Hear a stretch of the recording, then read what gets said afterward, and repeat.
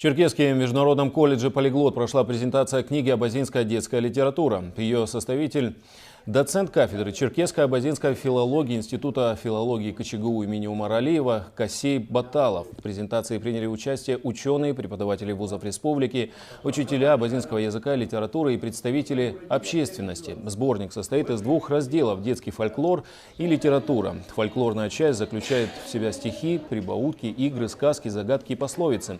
А литературная состоит из прозаических и поэтических произведений более чем 20 авторов.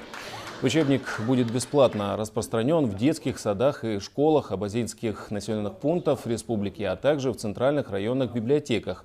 Тираж сборника «Абазинская детская литература» составляет 300 экземпляров. Сегодняшний сборник «Хрестоматия», она адресована работникам детских дошкольных учреждений, учителям начальных классов.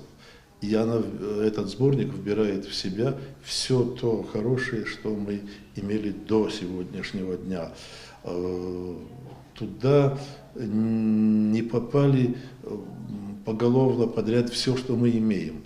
Автор, составитель, доцент Касей Жумаревич Баталов на сегодня, наверное, самый опытный ученый, исследователь и человек, который досконально изучал и знает и детскую, и вообще абазинский фольклор, абазинскую литературу,